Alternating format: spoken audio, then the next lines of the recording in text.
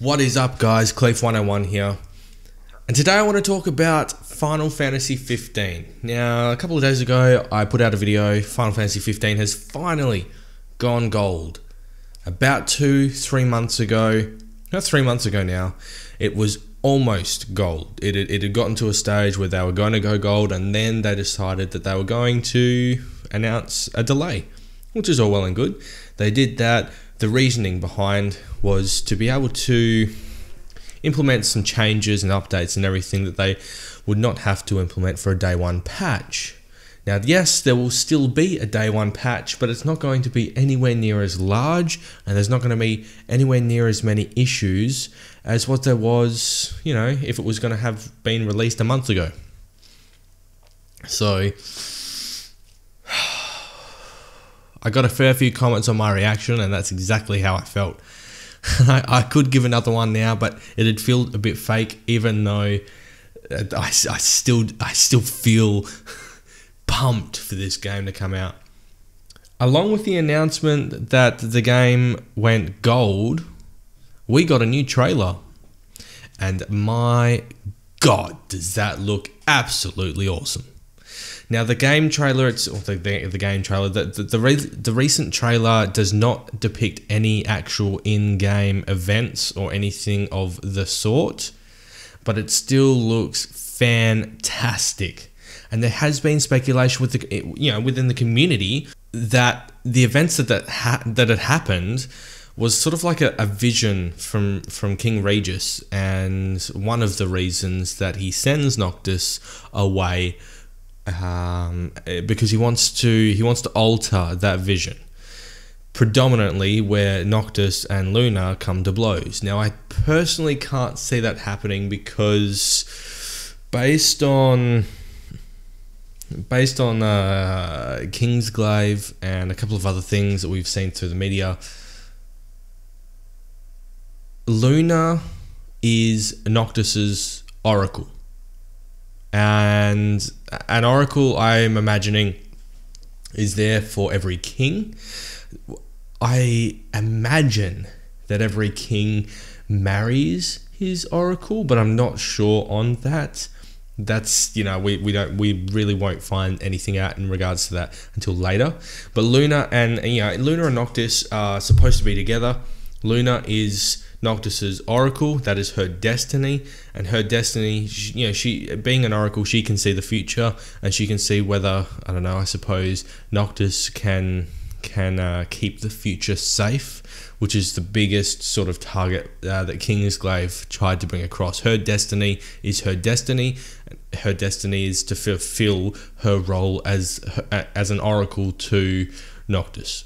So I can't personally see them coming to blows when Luna is, unless, the only reason that I can see Luna and Noctis going head to head is if Noctis is trying to do something that falls out of line for what his role as king will be, and Luna does not agree that he is safeguarding the future.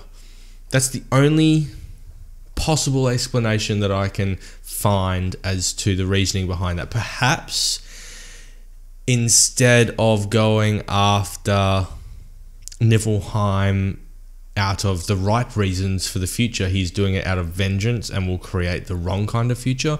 Maybe that is a theme that might happen due to the amount of loss that he has had because of Niflheim, but not really too sure on that. Again, we'll find out within the game, and this game is going to be absolutely massive. I've heard 200 hours to be able to complete this game in its full entirety, which is just unheard of. I mean, you get your MMOs and your big open world games like Witcher that have a lot of side content, but we've been told the side content within this game is going to be relatively limited. It's still going to be there, probably in huge chunks, but predominantly in the first half of the game, first 3/4 of the game. But once you get towards the end of the game, it starts to dry up. It becomes much more story focused. I would imagine that there is an end game section as in, you know, you get to do an end game part just before the final boss that you can then go out and fully explore everything with absolutely everything at your disposal, like every other Final Fantasy game that there has been. But there will be a portion of the final part of the game where you are locked on a particular trail that you've got to follow, and then once you've done that and you're about to go to the big boss, then open world is completely open to you once more. Multiplayer has been officially announced for Final Fantasy 15, and from my understanding, the online multiplayer co-op is a specific story. It's not the actual game itself. It's a specific story that caters to, you know, something else.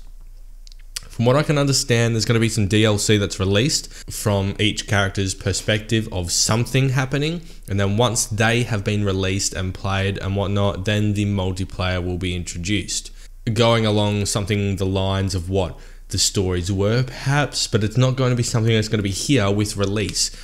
There's going to be there's obviously going to be a reason for this. We don't know what it is. There's a bit of a backlash because it's going to be DLC, and it's included within the season pass.